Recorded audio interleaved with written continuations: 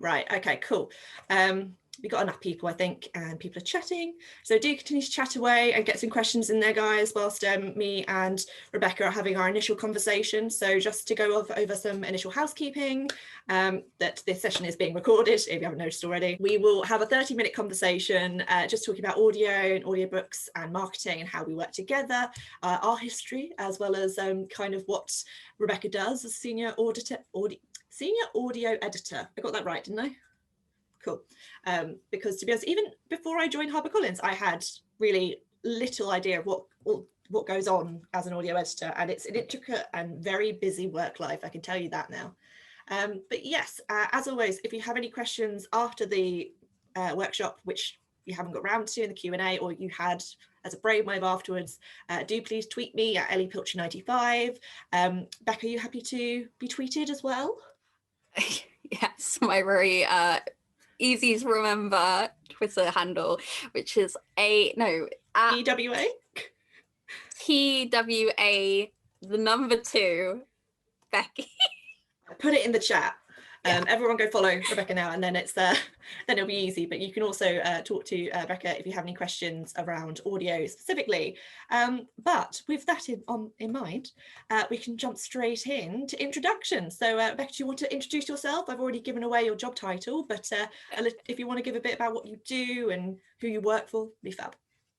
Yeah, so I am a senior audio editor at HarperCollins. I have 2 lists. So I work for HQ, which is our adult, very commercial fiction, a little bit of non-fiction. And within that, Mills and Boom, which is very romance heavy. I also do Egmont, which is children's books. So quite a range.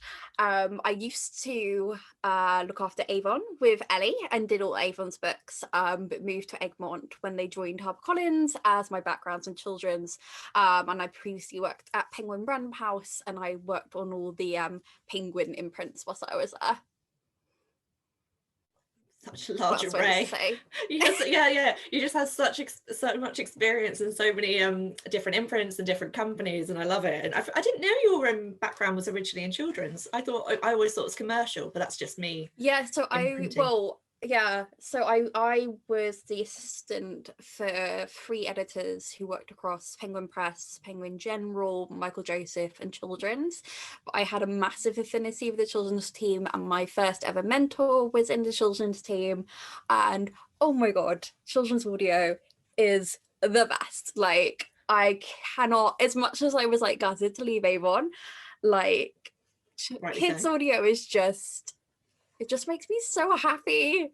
I just love working on it so much, and there's so much you can do. There's like no limitations when you're working on kids audio, because kids have amazing imaginations. And like, one of the last things I did when I was at Penguin was I did this big charity project with the Ministry of Stories, which is like a writing workshop based in Hackney for underprivileged kids, and we got them to make their own CD called The World Was an Avocado. I managed to convince our managing director to actually pay for me to print them, and we had a proper CD launch, and it was the best, and it was so cute. And I love children's audio. Like, I really enjoy a good thriller, and I really enjoy commercial, but children's audio is what my heart is. Oh, because firstly, can I still get this The World's an Avocado, because that sounds right up my millennial street? So we didn't actually ever put it on sale. So we did print run of 300 copies, and we gave each of the kids 3 copies so that they could give them to family members. We gave some to the board members who have like ties to the charity, and then I had a selection that I had for everyone who had volunteered with us. So like the designer and all the people that attended workshops. And I don't know where I've put it, because it's normally on my bookshelf. Like, oh, there it is. It's right at the top. So our designer scanned in all the kids' drawings and then did a full-scale poster, and it's so cute, and it's in the booklet. So if you unfold the booklet, you then have the poster as well. So yeah, so cute. You can listen to it online though for free. It's on SoundCloud. I think it's on the Penguin Book SoundCloud, but literally if you just typed in "The World is an Avocado" SoundCloud, you'll get all the stories.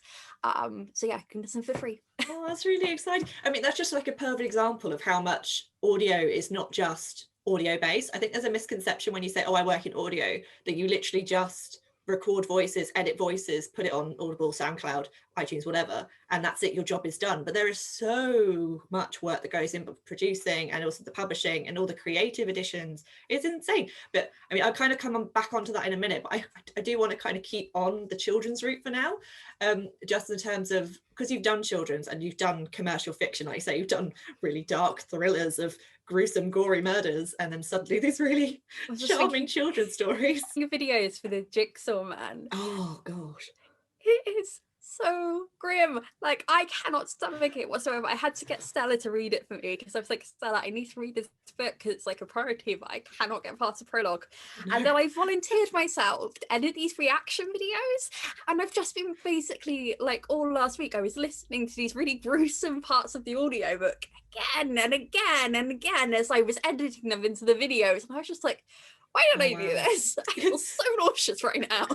So note to self, if you ever want to get into audio, if you know there's something you really you can't listen to or can't stomach, just beware that you will have to if that's your area of publishing. But I mean, I kind of love those books, and I love them in audio. There's something even more exhilarating and like adrenaline pumping than when you're listening to a thriller and it's gory or gruesome, or you know that like when you're watching a horror and that, what's it called, like a shock moment, or you jump out your seat moment. I think on audio that's brilliant. But yeah, but I mean, you edit those books, or you get Stella, the assistant, to help you out, but you also do all these children's books. So what's the kind of do the processes differ, do the narrators differ? Because obviously children's, I expect, are a lot shorter than commercial, which is like 6 to 10 hours normally. It depends. So YA is pretty much the same length as adult fiction, and because Egmont is very much across all ages, from like primary, like nursery to YA, and it has brands as well, and that's very similar to Puffin, which is Penguin's children's imprint. So yeah, like the YA books are same length. It's the picture books and the middle grade books that tend to be shorter, and the picture books have a very unique challenge in that you've got to basically translate the pictures into audio. So we do a lot of more sound effects and a lot more music design in children's books. You also tend to find that we have much more animated narrators and people who can do lots of voices and people who are a little bit more high energy. And yeah, like you can throw all the bells and whistles at children's books and children will love it. If you stray too far from like what's expected in an adult's book, people are like, I don't like it. It's not what I was expecting. True, isn't it? Yeah, it's very subjective. Audio is something that you know, a bad narrator, or even just a narrator that you personally don't enjoy, can just kill an audiobook experience, which is, again, we'll discuss this in a minute, but that's just kind of a really interesting point on that.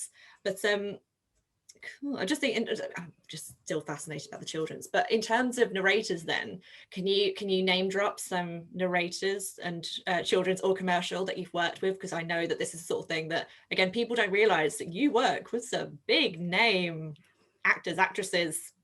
Benedict Cumberbatch is probably the biggest person that I've ever worked with. I'll never get over that. He is so charming. I was blushing pretty much all day.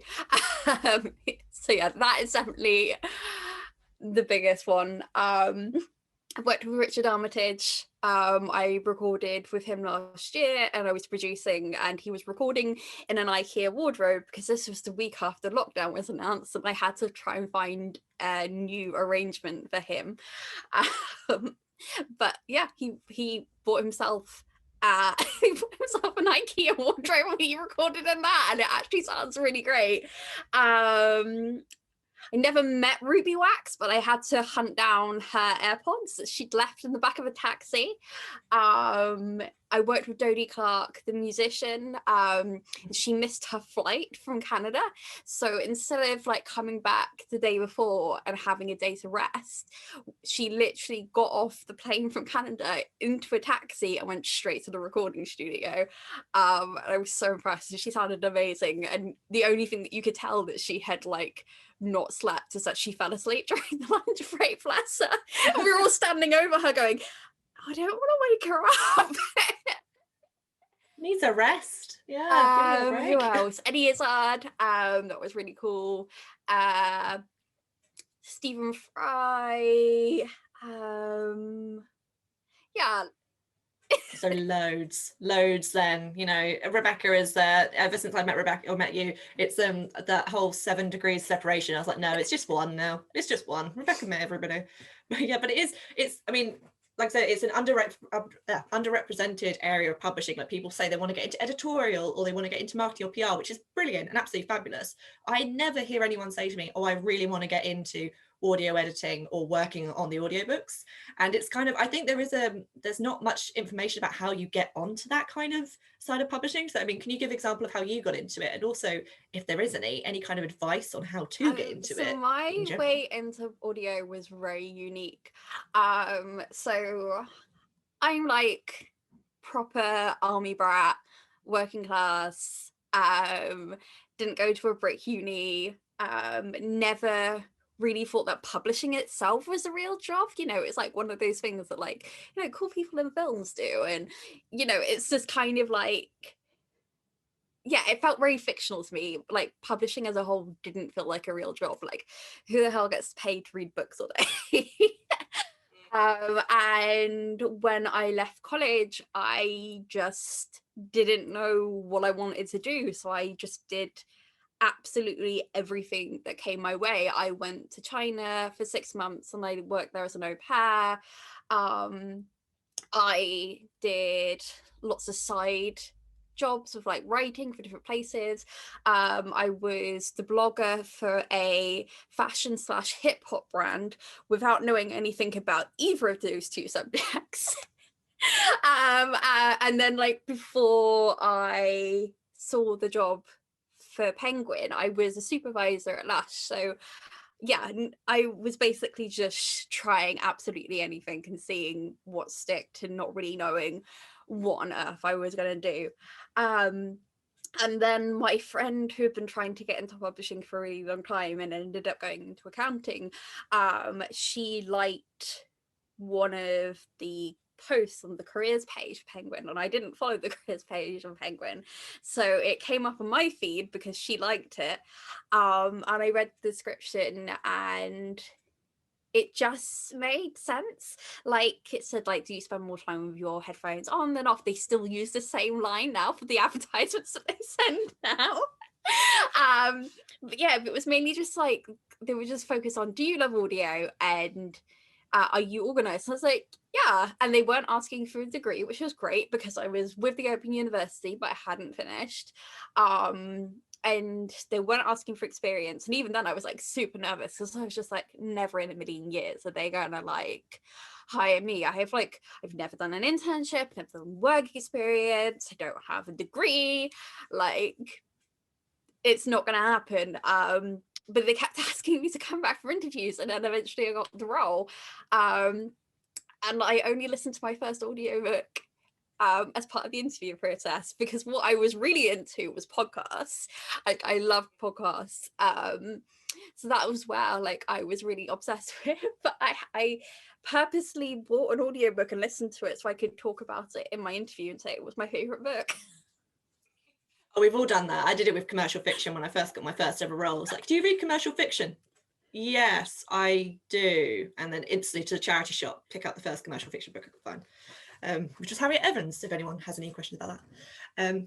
But yeah, but I mean, that's so interesting though, because it's kind of, you think that, I mean, off the top of my head, I would assume that being in audio, you'd need to have all this like credentials or training before you get the role, just because with publishing, it's so hard to just get your foot in the door and you need internships or work experience, or at least it feels like you do. You don't always, but it feels like you do. With audio, you expect they'd almost want you to go in knowing exactly how to record an audiobook, but of course you don't do the recording. No, so all the technical stuff it. is done by the studios. So like audio editor is a bit of a confusing name because I don't actually work on the physical audiobooks themselves. Like I do editing and stuff as part of what I do, but it's not a necessity. Like that's what the studios are for, like recording and editing. That's a full-time job in itself. So the people who are doing that, they do that all the time. And you find that a lot of those have like backgrounds in music or radio. And yeah, that it's a very, very different job. And they spend all their time in the studio every day recording different things. Mine's more like project manager. And I always say like, there's always a little bit of luck in your first role. Like there's always that little bit of luck, but I think it was just a combination of different things.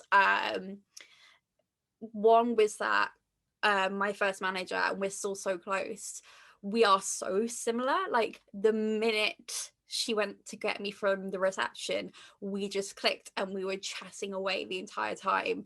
And she just knew that I was somebody that would work really effortlessly in her team, which I did.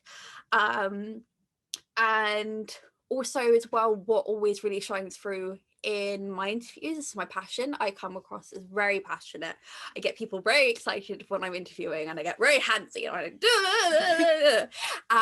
and that's been like the one consistent through all the roles I've had in publishing, is that people can see that I'm passionate about it and excited about it. And actually, after I'd gotten the job, the editorial director, who I thought hated me in the interview because he terrified me, said that one of the reasons why they went with me is that he could see himself working for me in the future, which is probably like the nicest thing everyone's ever said to me. So I feel like, yeah, there's always going to be that element of luck and that element of, do you fit in the team? But I think if you know who you are and you know what you bring, and also if you know how to interview, I think that's the biggest thing. I know how to interview because I've had, God, I don't even know how many jobs, like maybe 15. And like, I did a lot of, like, I was working since I was 13, and I did so many different things in that time, and pretty much between 18 and mid-20s I was working 2-3 jobs at a time, so I knew how to interview, and like I bombed interviews before for roles that I didn't really care about, so when it came to this dream interview, I was fine because I could predict 90% of the questions before they asked me. I knew what I needed to like present across. I knew how to like spin things in a positive light. I knew what they were looking for, and that really helped. And I think that's the biggest obstacle for people who are trying to break into publishing, is that a lot of people have never interviewed before. Certainly not for like an office job. They still haven't at the minute. We're not in the office, are we? you're working from home, love. But yeah, it's different now. Yeah, and I think that's one of the biggest obstacles for people, because you just assume you be yourself, and that's what it's based on. And it's not. You're like, you have to be interview me. It's very different to me. Interview me pretends that she had listened to a load of audiobooks. We all do that. We all do some sort of white lie. Of course I do. It's like when actors say, I was like, of course I can horse ride, and actually they get the role like, actually I lied. Everyone does it, from the higher ups to the lower ups. I mean, you shouldn't. You should go in hopefully knowing what you're talking about. But a little white lie here and there. But yeah, but that's really interesting. Because I've never asked that question before, and that's, yeah, and it's, even though I know how it works and like the behind the scenes and stuff, I still think that when you're an audio editor or you work in audio, you have to have some sort of audio experience. And it's not, it's like I say, it's project management, it's people skills, it's passion. And because I mean, do you want to talk through kind of like the steps? Because I think that's the other thing with audiobooks. A lot of people don't realize what goes into making one. They just assume the book is written, someone records it, it goes out. It's like there are so many stages, and obviously you've got producing and the publishing side. So Where does it begin? Where's your first step? I mean, it depends on kind of like what publisher you're at, because at HarperCollins we have this total audio policy, which makes things so much easier because I know from the get-go I'm publishing everything in audio. But if you're at somewhere like PRH or Hachette, they work on a sort of profit loss acquisition basis, which means for them, a big part of their job is trawling through everything that their divisions are publishing, making sure they're not missing anything big. We're working out budgets for the audio, and then doing it through a separate acquisitions process before they can actually start working on the books. Which is very time consuming, and I'm so glad that I never had to do that. But because we have the total audio policy, I know straight off that I'm going to be publishing it. So that's that's a massive part of the process that I don't have to worry about. Oh gosh, I always find it really difficult to describe my role because it's so changes fiddly. Yeah, it's very I guess sort of roughly is, well, pre-COVID what we would do is we would split the year into quarters, and at the start of every quarter we would divvy out each book to which studio that we wanted to work with, and we had to consider factors like how many narrators is this going to be, do we need somebody that's really great at editing, do we need somebody who has access to loads of voices, is this one of the books that we know isn't going to really sell that many copies, so we need to try and like keep the costs down, is this going to be one that our library publishers will want, so it'll go to them. So that's the first step. And then once I've sent that all to the studios, I then send my studios individually like a breakdown of each title, tell them when the draft text is coming in, when the final text is coming in, what I want from the casting. So like age ranges, how many voices, accents. If I'm like in two minds about something, I will put in like the two different options that I'm thinking about and ask what they think. And yeah, so then the casting process, so if I've sent it to the studio, they will do the casting and they will send it back to me, and if I'm happy with it, I'll send it to all for approval. If I'm casting, I will go directly to voice agents or directly to narrators, because I do work with some narrators directly. Then we get all for approval, just making sure that they're happy with it. And then then it's in the studio recording. If it's a non-fiction title, often or if it's like if it's a fantasy title. So there was a book that I did for HarperCollins Children's called Starfell, and it's a whole world, and I spent an afternoon on the phone to the author reading out all the different words, going, and how do you say this, and how do you say that? Oh god, wow.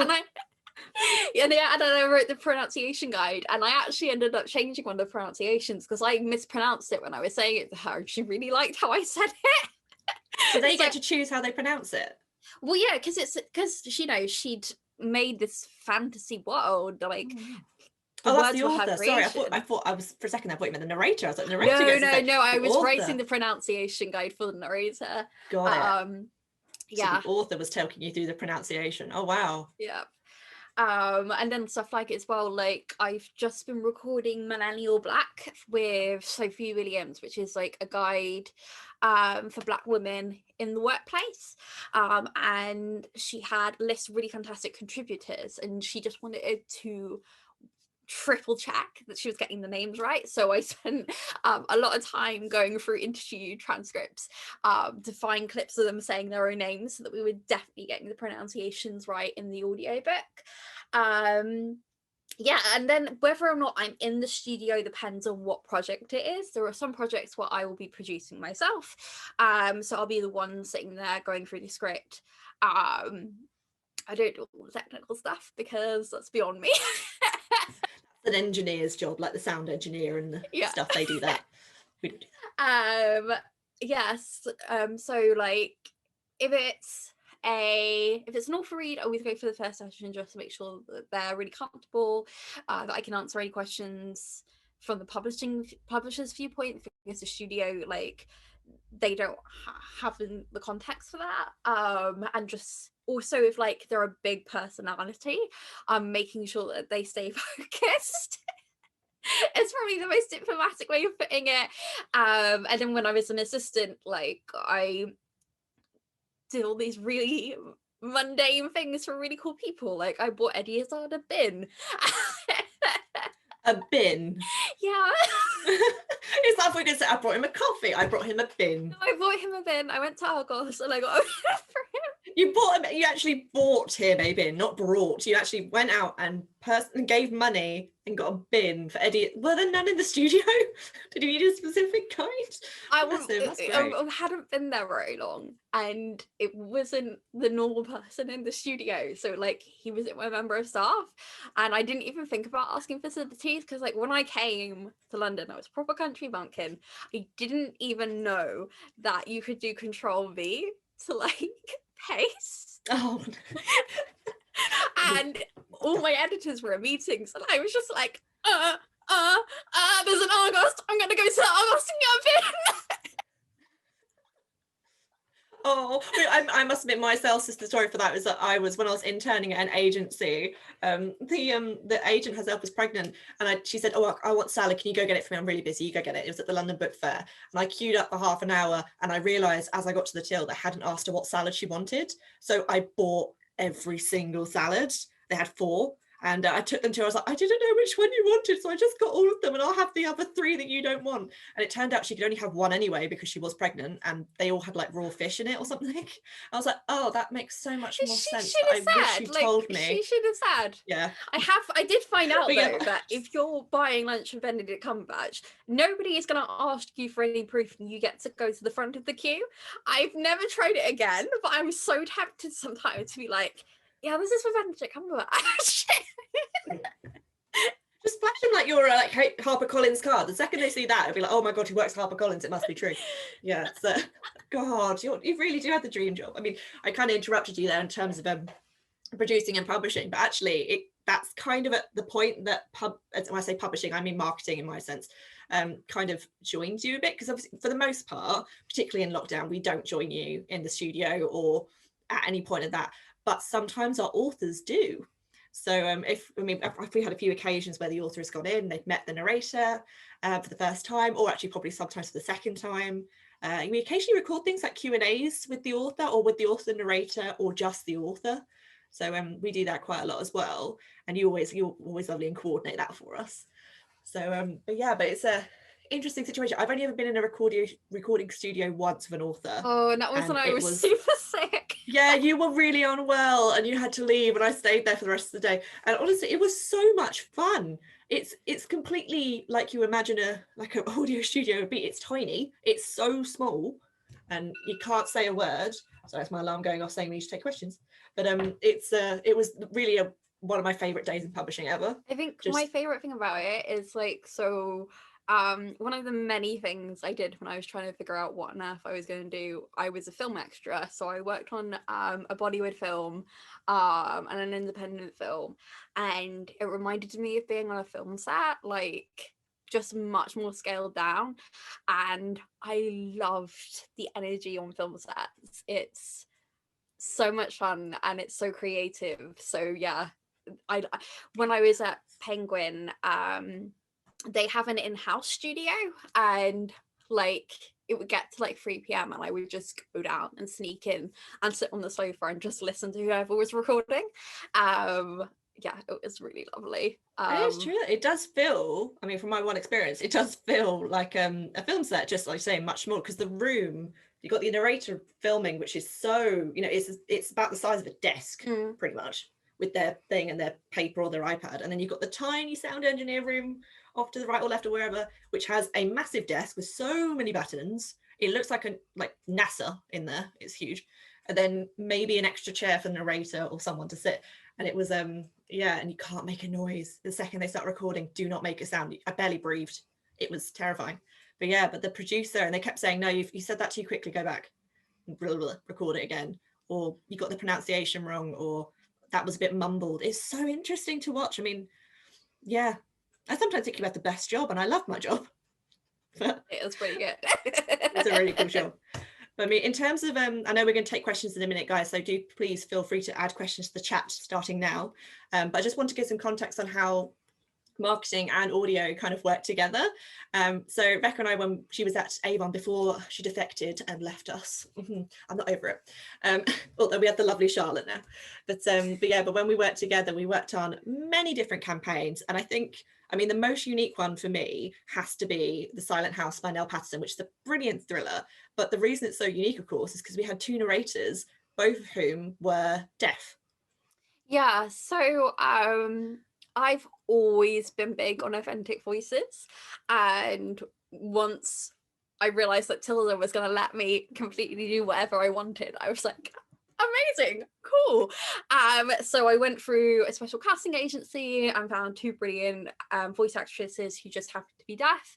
And that just meant that there was so much about the audiobook that we could do like a different sort of like we got, I think the biggest one was the publicity piece in Enable magazine, which is like so cool. It was great. We had it was like a PR campaign. We had audiograms, which is like snippets of the audio, which we shared across social media, so everyone could kind of get a taste. Obviously, we did a lot of kind of industry insight as well into like, look, authentic voices. This is before Black Lives Matter, but still, obviously, this isn't about Black Lives, but it's still about authenticity and own voices and everything. And it was kind of like, guys, it's possible to have deaf characters that are narrated by deaf actresses or actors. Don't alienate people and stuff. And it was just I'm something I'm really proud of that. And all three of the books, because obviously the third one comes out at the end of April, are going to be narrated by the same two actresses. Yeah, and I think for me, like the thing that really made it all worth it is one of the NetGalley reviews, and it was a mum of autistic children, and she said like, yeah, it was a little hard to understand at first because one of our narrators is profoundly deaf, which means you know, she sounds like a deaf person when she speaks, and she was like, yeah, it was a little hard to hear at first, but it's like, but that's like my kids, like when you first meet them, they're hard to understand, but once you get to know them, like it's so much easier to understand them. And she said like, I feel like if we have more hard of hearing narrators in general in roles, then it won't be an issue because people will be able to understand them. And I was just like, oh, that's exactly what I wanted. It's true. And I love the fact that in audio, I think there's more room, or there's more allowance in audio books specifically to kind of experiment, because as much as they are a brilliant format, and honestly I adore audiobooks, it's my primary go-to reading, it's the original way of storytelling. So I hate it when people say they're not books. It's the original way of storytelling, people. Get on the anyway. Yeah, there's like so much inclusivity in it. Like, so we have a partnership with the RNIB, so all HarperCollins audiobooks are free in their library for their users. It's great for children who have dyslexia or on the autistic spectrum, because it's a way of focusing on stories that's much more accessible for them. It attracts an audience that have always been told that reading isn't for them. So we have a much more reflective listenership than any of the other formats. And because it's technology based, like new things are happening all the time in audio. Like there's only so many ways you can do a book. Like it's ink on paper, and like I guess that's the charm of the book, is that like it's always going to be that lovely in your hand experience, and you can do like things with finishes and production. But like with audio, there literally is no limit, and we're doing new things all the time. And it's so exciting because you just know there's never going to be a limit for it, because the more technology expands, the more audio is going to expand as well. So yeah, like really enjoy it. It's definitely a great area, the kind of format to get into in publishing, and it's a growing area as well, because I remember when I got into publishing 4 or 5 years ago now, it was there, but it wasn't in anyone's like mind's eye as like the most and foremost audio. And now we have audio first books which come out in audio first, which have the biggest promotional audiobook. We're doing a massive one for the dog share, like it's listen to a book whilst you walk your dog. It's like, oh, that makes so much sense, why don't we make it all about the audiobook and then come back on the paperback and ebook? And it is so creative, and I love marketing audiobooks. It's actually It's a lot harder because obviously audiobooks are so much more expensive, unless you get Whispersync, tip for life people, or you're on like Libby, or you have a subscription base like BookBeat or anything like that, in which case they are quite affordable. But when you buy them one-on-one, some of them can be anywhere from a tenner to 30 quid, depending on what ones you get. So it is a lot harder to kind of market them and say this is a brilliant read, because it's like 8 hours of your life for 30 quid is going to put some people off. I think, and that's why a lot of people buy on subscription models, because then you get all the books for the same price as like a paperback. And I would say that's the one thing about audio that is a challenge, is it's very expensive to make. And yeah, it's often the cost of making it that gets in the way of like how much you can do with it, and then you have to have higher prices to reflect the amount of money spent on the production side. But like libraries, you can borrow books, audiobooks are free. They will have it on their apps now, which is so cool. And I need to sign up to some kind of library so I can use it. Yeah, and there's like, and also with lockdown as well, like a lot of audio retailers have been really generous with children's content and having stuff up for free. Yeah, so there's like definitely, I know it can be more expensive, but there are ways of listening to audio on a budget for free. Just you should definitely try it. I think for me, the way I got into audio, and I promise guys we will go to questions after this, but with me getting into audio, the books I got were actually books I previously read. So for me it was the Harry Potter series. Yes, a bit controversial, but at the time not so much. But I collected them over a period of time. Like I think I got all 8 within about 18 months or so, and they are such comfort reads to me that I am so happy that I have the audiobook, because I can just fall asleep to them sometimes, or background noise when I'm in my flat on my own, or when I'm at work and I need that office kind of fake background. So, I'll put Harry Potter on, and I get my money's worth out of it. So I always recommend to people, if they don't know where to start with audio, buy a comfort read or a favorite read, get it on audio, listen to it, get used to the format, and then you'll slowly become like, I wonder what that one sounds like, or I really like this narrator. So I mean, my go-to narrator is Juliet Stevenson. I know she's an actress, but anything she narrates, I'm like, I will listen to it, and I have pretty much. But yeah, we'll maybe discuss narrators in a second. But I did promise questions. So you ready for this, Rebecca? Question time. Yes. Okay. So the first one actually is about audiobook production. So I'm not sure if you have much insight of this, but the question is, do you have advice for people who want to get into audiobook production coming from an audio background as opposed to a publishing background? So do you have any advice on maybe getting in touch with studios? Yeah, I would definitely say so. A lot of studios like, they're real creative spaces. They're really independently owned. It's much more of that old arts vibe. Like, you know, even like the studio owners are like the most down to earth people whatsoever. So I was, and there's so many that specialize in audiobooks. So yeah, it will just like, just cold call people, like send emails with demos and stuff. Like, that's a great thing about the creative industry, is you can just sort of, you know, meet the right people and chat and connect. I would definitely recommend, you know, like practicing basic editing techniques. So I think the studios mostly use Adobe Audition, and that's what I use when I'm editing. But that is a paid for program. You can do like all the basics with stuff with like Audacity, which is completely free. And there are so many tutorials online. Like I'm always, when I have like a new piece that I'm editing with, I'm always watching tutorials and trying different things with it. So yeah, I would just say, yeah, look at studios are out there already. So the ones that we work with are RNIB, ID Audio, who are based in North London, and White House Sound, who are based in Leicester but are expanding. Yeah, there's probably quite a few little like independent studios as well. Oh, there's so many. Yeah, there must be so many. Yeah, there's Waldorf Studio, which is like it's only 2 studios and it's in a converted terrace house and it's the cutest thing ever.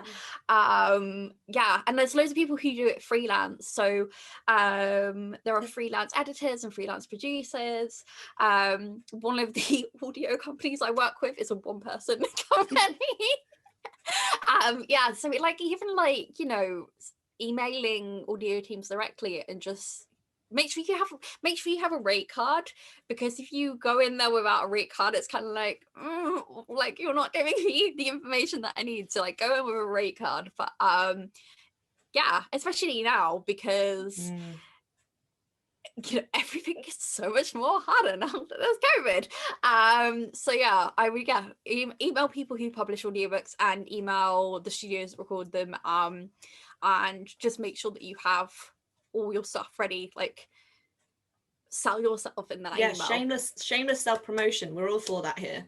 Yes. It's what you have to do in creative industries in general, but I also think in publishing, I'm always talking about side hustles. I know I'm a broken record, but it is true. The more you can show the rate cards, look at my skills, I've freelanced, I've done it on my own, initiative, passion, as you said with your interview, it really does help. And I think it's the same across all creative industries, not just publishing. So yeah, be shameless, we give you permission.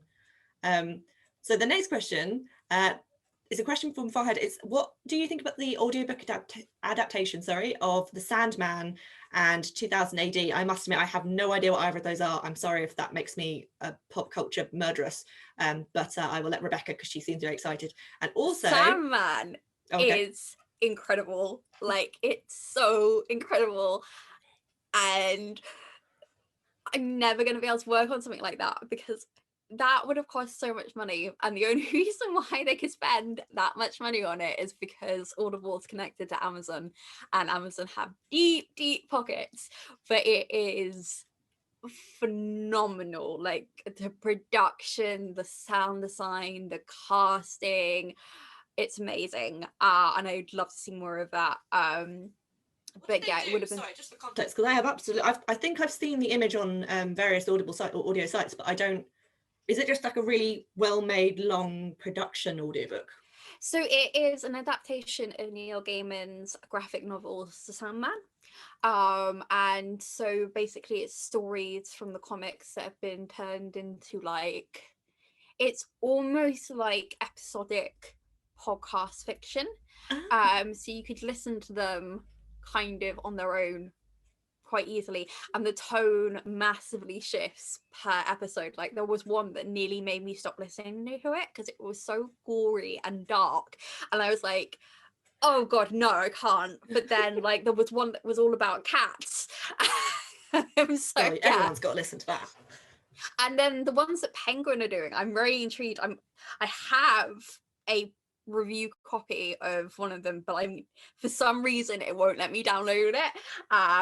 But yes, I'm really intrigued to see what they've done, because I won't have the same budget that the Audible one had, but they are very good at like doing great things on a like smaller budget. So also, Farhad asked, what audiobook trends do you see rising up in 2021? Now I'm really keen to know your answer, because again, love audiobooks. So what do you think is coming?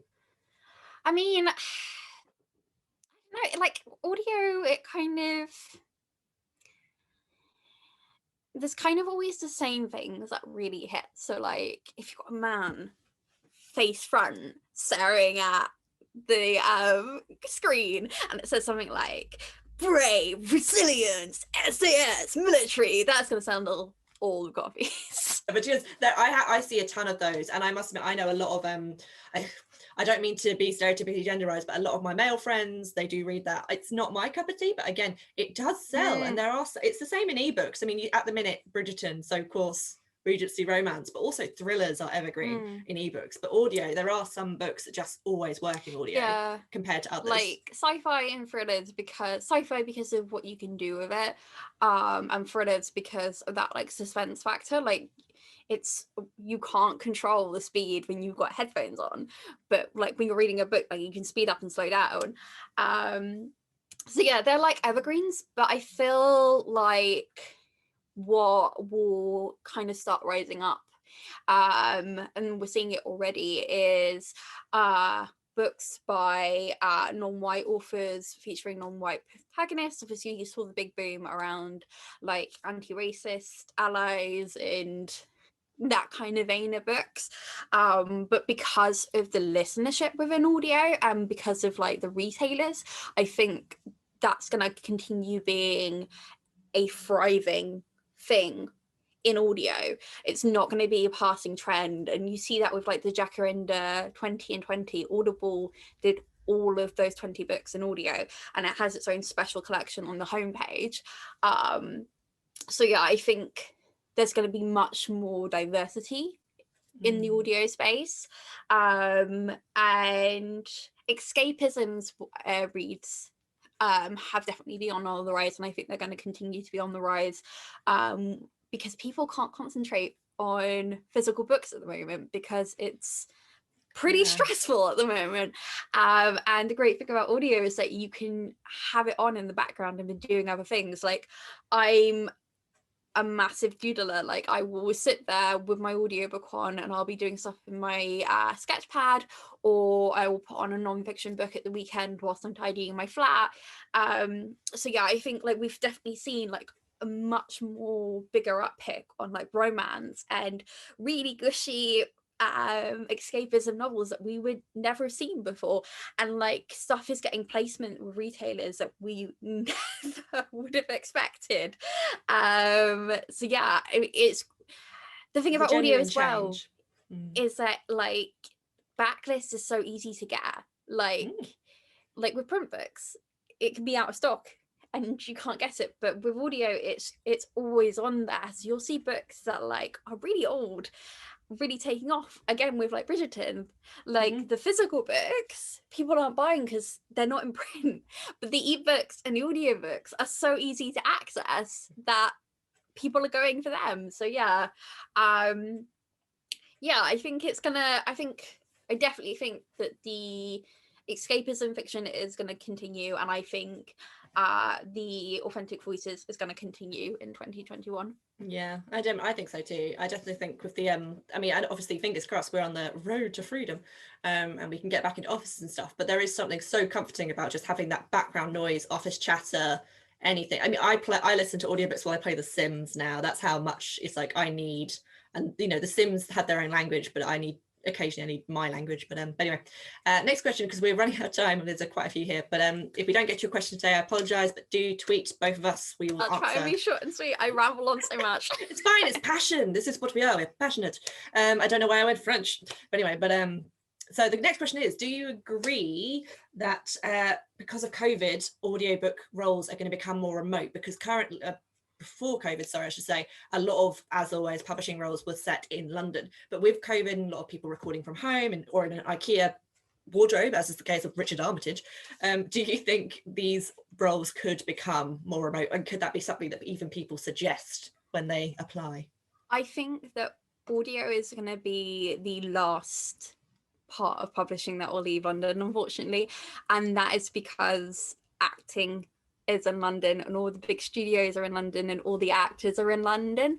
Yeah, there are loads of really great actors that have like remote setups, but throughout this whole pandemic, we've still been recording in our London studios. Like, we've got really, really strict safety guidelines. Studios have been really great at like self-containing, and loads of the actors are still very happy to go in. So whilst my role is like remote, the studios are still in full swing, and once I am allowed back in the studio, I won't be dialing anymore. I'll be going into the studio. So I think never say never, like, because a lot of the work can be done remotely, but I think out of all the different parts of publishing, audio and publicity are the ones that are going to find it hardest to leave London, because they are tied into other industries that are so embedded into London. With publicity, it's like, you know, all the media, press and stuff like that. So yeah, I think, yeah, if you had to predict, it's the unfortunate maybe casualty of the location issues, but I mean, like say never say never, and it's sort of thing that if it's Mount Everest wasn't climbable until someone climbed it. So fingers crossed. So we've got a question from Jazz, who's currently working at a mid-level role at a small ELT publisher. I'm finding it hard to find mid-level opportunities in audio. In terms of that, do you have any advice or tips for transferring from a different type of publisher? And also, if you do transfer, which is kind of across all jobs here, I'd say, particularly if you go to a big five, do you think you'd have to start again in an entry-level role if you haven't worked in that area of publishing before? No, because when I was at PRH, we had an editor join us from he worked in education publisher, like really academic stuff, and he had no clue at audio. And as the assistant, I was teaching him so much. So with audio, they're only ever going to look for, like, do you have publishing experience or do you have audio experience? Like at that sort of level, they're not going to expect anyone to have both. The thing about audio, though, is that even though it's really growing, it's also really small. I think the only people that consistently hire are Penguin Random House. So like just stalk their careers page 24/7. There's just the amount of roles don't seem to be growing as fast as the like amount of publishing. But I will say, like, the bigger that publishing gets, and publishers are having an issue that when like mid-level staff leave for a different publisher, or in the case of somebody in my team, they went to work to the foreign office. It's like finding somebody who has the right experience to jump into those roles. It's like more of a challenge. So if you do have experience, even if it is, more on the editorial side, like it's definitely going to be a plus. And it's just a case of making sure that you keep listening to audio and you're aware of the upcoming technologies, so that you can show that you do have the passion to quickly get in, learn the steps and go. But yeah, it's definitely not a hindrance at all. It just, again, it's the case of there's always this element of being in the right place at the right time. So it's just making sure that you're following all the careers pages on Twitter and Facebook and blah, blah, blah, so that when the job does come up, you see it. And also talk to people as well. Like, so many people on Twitter, like if you just like that, their DMs are open intentionally for people to message them. I've had loads of like one-on-one calls with people who have just read my posts and wanted to know more. I'm always really happy to chat with people. So I don't think we're going to have time to answer many of these questions, but this chat is looking great. So do please check out the chat. There's lots of information here about podcasts and lots of just feedback in general about BBC Sounds. I think if we have time, and Rebecca can hear me, I think the only question I have there, one of the questions we have even that we can answer, is from Davina, and it's about, with the children's audio market, especially middle grade and lower grade, or lower, sorry, the gatekeepers are parents, teachers and librarians, so they're the ones that are purchasing the books. So what ways would you recommend to reach young readers and engage them with audio via the gatekeepers or via the children themselves? What would your suggestions be? And I can kind of incorporate my marketing into this, but I mean, there is going to be a children's audio boom in the near future, and that is all going to be down to when the right retailer does the right way of making audio accessible. So the biggest thing that is an issue for children accessing their own audio at the moment is that all the audio retailers online, you have to have a credit card or a debit card. So it's always the parent's account, and there isn't that freedom. You can't, go into Waterstones and just pick something off the shelf. But there are lots of startup companies that have seen that gap in the audio market. And I think once the right one gets all the right elements together, we're going to see a massive spike in children's audio. And I think it's a case of showing parents and teachers and librarians that like audio isn't a cheat. Audio isn't, it's not dumbing down, it's not taking away comprehension skills. it's another way to engage in stories, and it's particularly brilliant for reluctant readers and people who listen to audio don't just listen to audio. Like, I love print books as well. Like, I have so many, and it's just a different format, and there's stuff that I like to read. I don't like listening to romance. I want to read my romance.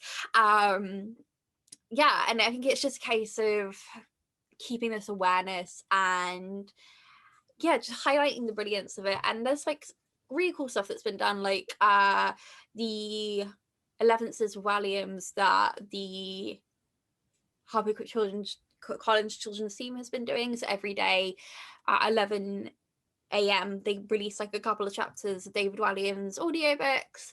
Audible have made like a whole collection of children's audiobook from like really young ages to YA, completely free throughout the whole of lockdown. And then with libraries as well, I think it's getting to a point where it's going to be easier for them to have a wider selection of what's available. So yeah, it's like, it's moving, and once the right pieces fall into place, it will accelerate rapidly. It's just when that moment will come, and I'm so excited for when it does, because then I can have so much more budget for children's books. That is true. I think that I agree with you. There is going to be a boon, and there is, I think this lockdown has proven there is a massive market, as you say, for children accessibility to their own books, because obviously normally at libraries they can go pick up their own books, and then obviously from home they can't. They need an ebook, they generally have to purchase it. So like you say, there's this massive gap, and I do think, like you say, it's going to be filled. In the meantime, from a marketing perspective, I mean, I would still say 75% of our marketing goes towards, I don't do children's, but I imagine it goes towards the gatekeepers and making sure they're aware. It's because reading and, like say, listening to stories, particularly those formative years, is so important. It's, my friend still remembers as a child listening to The Hobbit every night before she went to sleep. My parents used to read me stories, but that's probably why I love audiobooks now. So yeah, there are many different, it's very formative in a younger year, and I think lots of companies are supporting, like say, with Audible. And I think if you have got a child or you want them to listen, then library apps are imperative, because you can also just make it selective so they can only choose children's stories. So you can put like the parental controls and stuff. Also, make the most of all this free content whilst it's up there. I've been listening to so much free stuff. I'm just like, well, you know what, Audible, I'm just gonna take advantage of this. I've got something like 3 credits on Audible, but it's like, well, why should I buy it when I can just get it on that library app? Or it's kind of like me with NetGalley at the moment as well. So like, I'm just gonna take stuff from other publishers and listen to it for free. As long as you review it as a marketing professional, so long as you review it, that's okay. I have my blog. Yes, you have your blog. That's true. And on that note, because it is 7 o'clock, so thank you everybody for joining us. I hope it was helpful. Like I said, do please drop anything down in the comments, because I can save it, and if there are any questions I can answer, or I think Rebecca can answer, I can forward them on to her. But do please tweet us, Instagram us, follow Rebecca's blog, follow my blog, newsletter, stuff. It's 100 days until my debut book comes out today, by the way. I'm like so excited for when the proof is gonna come. Oh, it's good. I can't wait for the audio. I know it sounds really like, after this it's like, oh yeah, she's just saying that. I really cannot. I have like a list of dream narrators, and like going from like nobody's ever heard of them to like, you know, the Rich Darmitage level. And yeah, my poor editor. But thank you everybody for joining us. I hope it was helpful, and I will see you in 3 weeks time, if you'd like to, for the next Market Your Marketing workshop, which is, drumroll please, on managing burnout in publishing. Very good. Yes, I feel like that's needed after the year we've had, and it marks pretty much a year in lockdown. So yay. And but anyway, I will see you guys there. Thank you so much, Rebecca, for joining me. This was really fun. Thank you for having me. Yes, of course. I'll probably bring you back at some point. It's like, Rebecca, come join me. Spill all your secrets. And yes, I will speak to you guys soon. Thank you, everybody.